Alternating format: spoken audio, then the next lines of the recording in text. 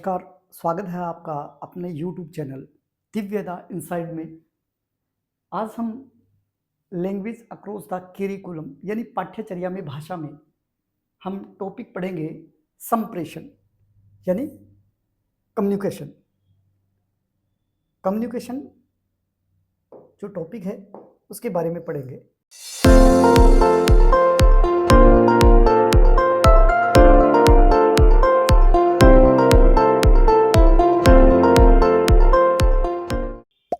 संप्रेषण का अर्थ देखिए, संप्रेषण है क्या? ये जो संप्रेषण है ये है क्या? संप्रेषण शब्द है वो अंग्रेजी के कम्युनिकेशन शब्द से बना है। अंग्रेजी का कौन सा शब्द है? कम्युनिकेशन शब्द। इसी को रूपांतरित करके संप्रेषण शब्द बनाया गया है। ये जो अंग्रेजी शब्द है कम्युनिकेशन, ये लैटिन भाषा के कम्युनिस्ट शब्द से बना है। कम्युनिस्ट शब्द से, और इसका अर्थ होता है सामान्य, संचार या कॉमन। क्लियर हो गया होगा। संप्रेषण जो शब्द है वो अंग्रेजी के कम्युनिकेशन शब्द से बना है। ये कम्युनिकेशन शब्द लैटिन भाषा के कम्युनिस्ट शब्द से बना है। अब इसका अर्थ क्या हुआ? सामान्य, संचार या कॉमन। हम कह सकते हैं संचार, ठीक है। अब इस प्रकार हम कह सकते हैं कि संप्रेषण है उसमें व्यक्ति परस्पर सामान्य समझ स्थापित करने व तथ्यों, सूचनाओं, विचारों, अनुभव एवं भावनाओं के आदान प्रदान करने के प्रयास करते हैं। यानी जो संप्रेषण है वो है क्या? कोई भी व्यक्ति है वो संप्रेषण के माध्यम से एक व्यक्ति अपनी जो समझ है वो दूसरे के सामने प्रकट कर सकता है। वो अपने विचार है उसको बता सकता है। वो विचार बताने के लिए वो अपने तथ्य, सूचनाएं हैं, विचार है, अनुभव है या भावनाएं हैं, उनको आदान प्रदान करता है। यानी आपस में बातचीत जो करता है उसका तरीका है वो क्या है? संप्रेषण है। दोबारा इसको याद कर लीजिए, संप्रेषण है क्या? संप्रेषण अंग्रेजी के किस शब्द से बना है? कम्युनिकेशन शब्द से।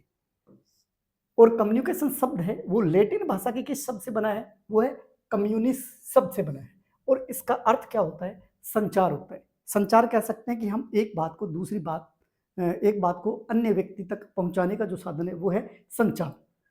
अन्य अर्थ में भी देख लेते हैं कि संप्रेषण है क्या? किसी वस्तु या विचार को एक जगह से दूसरी जगह भेजना क्या है? संचार होता है। हम एक वस्तु है उसको एक जगह से दूसरी जगह भेज देते हैं तो वो क्या बन जाता है? संचार बन जाता है।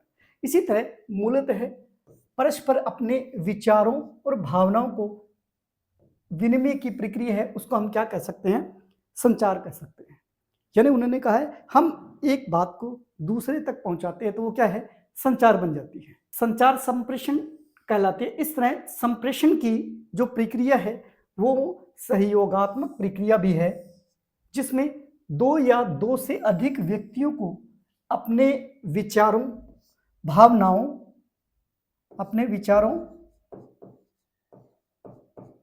या भावनाओं के आदान प्रदान करने के लिए, भावनाएं या भावों को आदान प्रदान करने का पूरा अवसर मिलता है। यानी हम अपने विचार है या भाव है उनको एक दूसरे के सामने प्रकट कर सकते हैं और ये अवसर पूरा मिलता है। शिक्षण अधिगम क्रिया के लिए हम शाब्दिक और अशाब्दिक, ये दो प्रकार के संकेत है उसका प्रयोग करते हैं। देखिए दोबारा इसी को पढ़ते हैं। अन्य अर्थ में कहते हैं कि संचार कहते हैं किसे है? वे किसी वस्तु को एक जगह से दूसरी जगह भेजना क्या कहलाता है? संचार कहलाता है। इसी तरह से हम कह सकते हैं कि हम अपने विचार है उन विचारों को एक प्रक्रिया के माध्यम से एक व्यक्ति से अन्य व्यक्ति के साथ में अपने विचार है, अपनी भावनाएं हैं, उनका हम आदान प्रदान करते हैं तो ये क्या बन जाता है? संप्रेषण बन जाता है। और संप्रेषण है क्या? ये संप्रेषण दो प्रकार के होते हैं, शाब्दिक और अशाब्दिक। इसके बाद में देखिए संप्रेषण की परिभाषा। महत्वपूर्ण है कि संप्रेषण की जो परिभाषाएं हैं वो आपको याद होनी चाहिए। जैसे न्यूमैन और समर, न्यूमैन एंड समर के अनुसार संप्रेषण है क्या? संप्रेषण दो या दो से अधिक व्यक्तियों के मध्य अपने तथ्यों, विचारों, अभिमतों अथवा भावनाओं का पारस्परिक आदान प्रदान है। यानी जो हमारे विचार है, भावनाएं हैं, अभिमत है, उन सभी का आपस में आदान प्रदान करते हैं, तो वो क्या है? संप्रेषण है। ऐसा कहने वाले हैं न्यूमैन एंड समर। दोबारा देख लीजिए, न्यूमैन एंड समर क्या कहते हैं कि संप्रेषण है वो है दो या दो से अधिक व्यक्तियों के मध्य अपने जो विचार है, तथ्य है, अभिमत है, भावनाएं हैं, उनका हम आपस में आदान प्रदान करते हैं, तो वो क्या बन जाता है? संचार बन जाता है, संप्रेषण बन जाता है। दूसरी परिभाषा थियो हेमन के अनुसार, थियो हेमन क्या कहते हैं संप्रेषण के बारे में कि संप्रेषण एक व्यक्ति से दूसरे व्यक्ति को सूचनाएं और समझ हस्तांतरित करने की प्रक्रिया है। आपको ये याद रखना है कि एक व्यक्ति है वो दूसरे व्यक्ति को क्या करता है? सूचनाएं देता है और समझ हस्तांतरित करता है, यानी समझ है वो विकसित करता है एक दूसरे से, तो वो क्या बन जाती है? संप्रेषण। ऐसा कहने वाले व्यक्ति है थियो हेमन। फिर तीसरी परिभाषा दी है F.G. मेयर के अनुसार। F.G. मेयर कहते हैं कि मानवीय विचारों और भावनाओं का शब्दों के माध्यम से, पत्रों के माध्यम से या संकेतों के माध्यम से अथवा आदेशों के माध्यम से आदान प्रदान करना ही क्या है? संप्रेषण है। यानी F.G. मेयर कहते हैं जो हमारे मानवीय विचार है, जो हमारी भावनाएं हैं, उनको हम शब्दों के द्वारा या पत्रों के द्वारा या संकेतों के द्वारा अथवा आदेशों के माध्यम से हम आदान प्रदान करते हैं, तो वो क्या बन जाती है? संप्रेषण बन जाती है। उसके बाद में चौथी परिभाषा चार्ल्स ई रेडफील्ड के अनुसार। रेडफील्ड क्या कहते हैं कि संचार से तात्पर्य है उस भाषा अभिव्यक्ति से, यानी बोलने की जो अभिव्यक्ति से, जिसके द्वारा एक व्यक्ति का आशय दूसरा व्यक्ति समझ सके। यानी संप्रेषण है कि हमारे जो विचार है, जो हमारी भाषा की अभिव्यक्ति है, उसको एक व्यक्ति जो बोल रहा है दूसरा व्यक्ति उसको समझ सकता है, तो वो है संप्रेषण। यानी एक द्वारा या एक व्यक्ति के द्वारा जो आशय निकलता है या जो कहना चाहता है, उस आशय को दूसरा व्यक्ति समझ लेता है, तो वो संप्रेषण है। ये कहने वाले रेडफील्ड। अब तो आप समझ गए होंगे, चार परिभाषाएं हमने पढ़ी है कि संप्रेषण है क्या। संप्रेषण दो या दो से अधिक व्यक्तियों के मध्य जो हमारे विचार है, जो हमारी भावनाएं हैं, जो हमारी फीलिंग्स है, उनको बताने के लिए हम अपने शब्दों का इस्तेमाल करते हैं, हम अपनी समझ को दूसरे तक बताते हैं, वो क्या है? संप्रेषण है। संप्रेषण के रूप देखिए, संप्रेषण के मुख्य रूप तीन प्रकार के हैं, जैसे अंतर्वैयक्तिक संप्रेषण, अंतर्वैयक्तिक संप्रेषण और तीसरा है लोक या जन संप्रेषण। तो पहला जो है हमारा अंतर्वैयक्तिक संप्रेषण, देखिए इंट्रापर्सनल कम्युनिकेशन, यानी अंतर्वैयक्तिक संप्रेषण। व्यक्ति अपने आप से बातचीत करे, अपने आप से सवाल करे, अपने आप से उत्तर ले, तो वो क्या है? अंतर्वैयक्तिक संप्रेषण, इंट्रापर्सनल कम्युनिकेशन। देखिए मानव जीवन में ऐसे बहुत सारे अवसर आते हैं जब व्यक्ति स्वयं से प्रश्न उत्तर करता हुआ बातचीत करता है। जैसे कह सकते हैं कि जब व्यक्ति या विद्यार्थी कक्षा में जाता है, उस समय उसकी परीक्षा चल रही होती है, तो वो पहले प्रश्न सोचता है कि ये इस तरह का प्रश्न आएगा और मुझे इस तरह का उत्तर देना है। तो ये जो बातें मन में चल रही है, अपने आप से ही प्रश्न करना, अपने आप से ही उत्तर देना, तो वो कौन सा संप्रेषण हो गया?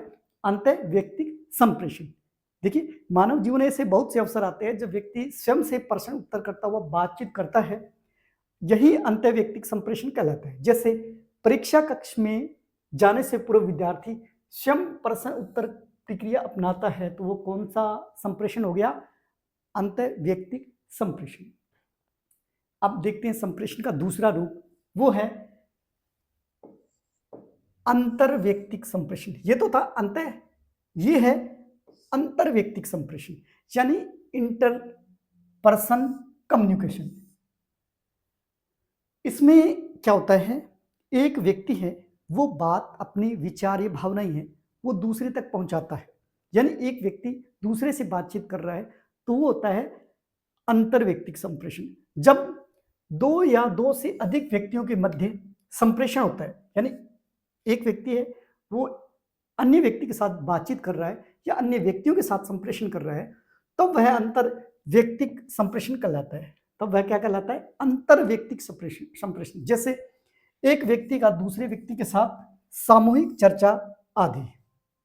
एक व्यक्ति है वो दूसरे व्यक्ति के साथ सामूहिक चर्चा करता है, तो वो हो गई अंतर व्यक्तिक संप्रेषण।